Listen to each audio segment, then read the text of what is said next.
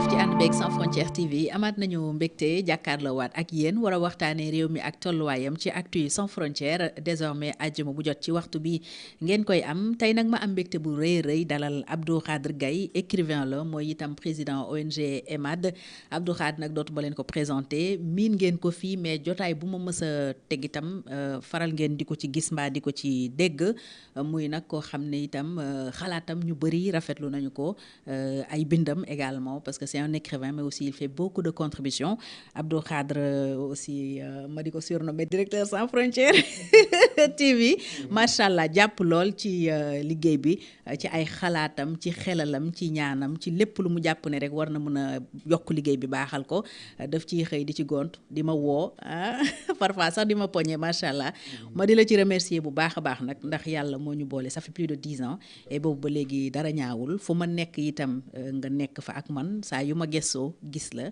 dalal ak jàmm. Merci beaucoup Fatou. C'est vrai directeur bi moom fierté parce que xale bu baax nga waaw xale bu am yar am teggin am vision am ambition et suñu rôle ak rôle lu mag yëpp mooy soo gisee xale bu set loxo nekk ci yoon da nga ko war a accompagner parce que ñun tam bañ ci tolloo mag yi ñu bokkaloon jamono noonu la ñu defaloon donc di ñaanal yàlla sa chaîne bi am barke. mais j'ai confiance parce que liggéeykat nga. et puis sa ambition leer na sa vision yaa ngi fi yow ak ñeneen ñu baax. waaw dinañu ñu gën a nekk ci ginnaaw macha allah et cetera jàpp ci incha allah oui. merci beaucoup donc pour invitation bi. jërëjëf mu seet si waale ñu nag ñu war a tegaale réew mi ci taabal ji waxtaanee ko. ndax nag bëri na lu fi xew loo xam ni am nga ci sa xalaat. am ci itam say digle. mu nekk parfois également du parfois sax toujours des paroles de sagesse yooyu génnee yoo xam ni jàmm lay indi ak surtout pousse nit ñi ci ñu xalaat waaye nga may ma rek bala ñuy tàmbali. ma remercier sama partenaire sama sponsor mun naa ko waxee noonu Fadelito Fadelito samedi sañse bi ma sañse te ba léegi muy riir si dëkk bi moom moo ko defar macha allah gisoon ngeen justement Khalil bindal leen ci suuf ne Fadelito moo ma solal malheureusement y avait une petite erreur si numéro de téléphone bi donc Fadelito yaakaar naa ne yéen a ngi gis noonu image yi ma nga fële ca Nord Foire bu ngeen demee ca wetu Brioche Dorée ba rek showroom bu mag bi ngeen di jàkkaar lool mooy Fadelito su ngeen fa demee du ngeen ko rëccu ay tenue yu macha allah lay defar xam naa ne après foog gars yi di fa dem waajal feet yi ndax li muy defar rafet na am na classe te jàppandi na donc dem leen seeti Fadelito Khalil wane waatal sañse samedi bi ba tey mi ngi riir si dëkk bi ñu xam ne Fadelito moom moo ko defar macha allah ñu koy ñaanal moom itam mu nekk xale bu baax mën liggéey bëgg liggéey am ambition ñu ko ñaanal yàlla yokk ko et bokk na ci partenaire premier partenaire u Sans Frontières TV di kon Fadelito nekk fële ca Nord Foire Abdou Khadre ñu dikk ci Badara Gadiaga génn na kaso sànq génn nag en héros mun nañ ko waxee noonu ndax mbooloo mi ko dar ba police sax obligé woon à un moment sànni ay grenades lacrymogènes pour que foule bi tasaaroo mais mu génnaale ak lu symbolique un livre de Nelson Mandela muy livre bi di long chemin vers la liberté noo jàngatee mbiri Badara Gadiaga moom ak génnam tey waaw xam nga Fatou li ñuy wax ci nguur daal mooy dëgg mooy lan nit day nekk ci àddina bi di dox di sàkku nguur am ci yoon bu mu jaar ba jot ko mais dafa mel ni suñ ko jotee ba toog ci fauteuil bi rek dafa am lu leen di dofloo sori leen lool réalité bi et ils reprennent les mêmes erreurs yi nga xamante ne ñoom ka ñu jaamaarloo woon moom la doon def jëmale ko ci ñoom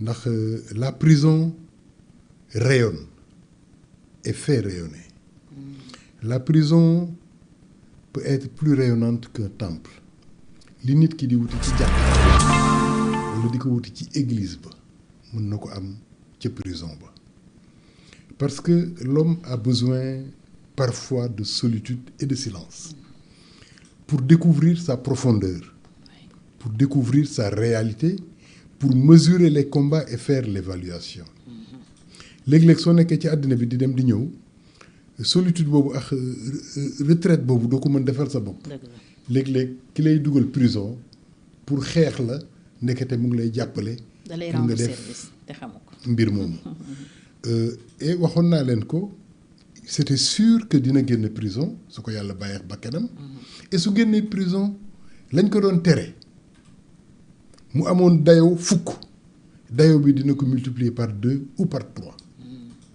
et c'était prévisible ñëpp a koy gis ba mu des buur bi ko jëloon tëj ko ci kaso bi ni nit ñi gisee woon ne ba Macky Sall di jël Diomaye ak Sonko di leen tëj kaso mu ngi leen doon ubbil bunti palais de la République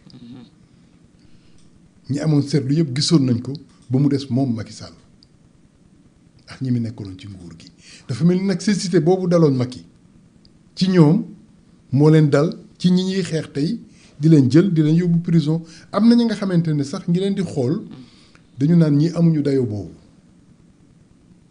nguur gi waru leen tiit waru leen ragal parce que amuñu envergure boobu. oui mais lu tax du point de vue politique. lu tax ñu mel ni ñu leen di ragal quelqu'un comme Abdou Nguer nga xam ne du woon acteur politique c'était un simple chroniqueur. boo xam ne sax comme ni ñu koy waxee jàngul mais jàng bi du handicap je précise xeebuñu ko. parce que jàng tekkiwul am xel. tekkiwul intelligence. jàng c'est juste peut-être pour mun a def yenn yi. mais nit ñàkk na fee jàng. ëpp xel gën a ñëw xalaat fuuf. ki toog ci banc yi. ba tubayam xotteeku. mais lan moo tax ñu leen di ragal ñoom. waaw xam nga quand tu veux le pouvoir total. moo lay dugal ci totalitarisme. D'accord. Le rêve de l'être humain c'est d'être un Dieu c'est d'être Dieu. La volonté de puissance du philosophe Nietzsche et le surhomme qu'il a appelé, il voulait que cet homme-là prenne la place du divin et devienne Dieu sur la terre. Faire de la terre des hommes, exclure la divinité. Et le rêve de l'homme, de tous les hommes, c'est de conquérir des parcelles de divinité. Et déjà, nit ki dafa am du divin ci moom parce que dans les livres saints on dit que Dieu a créé l'homme à son image. Mais nit ki. et il y a le souffle divin aussi le en souffle nous. divin en Oui. mais nit ki dafa war a maanaam rester dans la modestie. Malgré les pouvoirs et les puissances yi muy sentir ci moom mu xam ni nit la foofu lay amee récompense mais su demee nag ba bëgg a détrôner le divin pour prendre sa place c'est ça le totalitarisme. C'est-à-dire dama bëgg a nekk pouvoir ba nga xamante ne ñëpp mën nañuy àndal ñëpp dañ may fan ñëpp dañuy topp sama ginnaaw di maaj ñëpp dañ may et cetera et cetera. ku ma contre rek dafa war a disparaître. dafa war a disparaître et c'est ça qui a fabriqué Hitler Adolf Hitler c'est pas des individus même qu'il voulait éliminer, mais à la limite, il voulait éliminer des races. Ah oui, oui. Il voulait conquérir le monde, une conquête totale.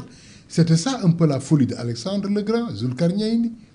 Yàlla ubbil na ko ay bunt mais ñu ngi ubbil ay bunt yëpp dafay am benn mbir bu leen di dab c'est l'hybris et su leen dabee dañuy il tombe et fii nit ki di mujjee di daanu su fekkente ne bëggoo tomber dans cette folie là. mooy nga xalaat ne que tu tomberas dans la tombe.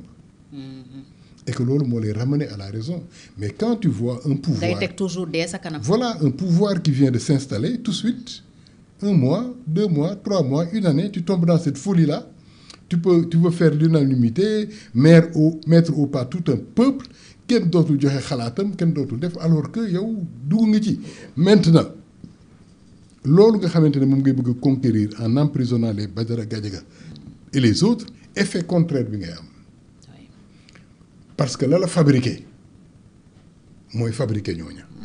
te looloo la fi nar a jëlee. voilà peut-être. la yëkkati moo yëkkati ñooña. wàccee la.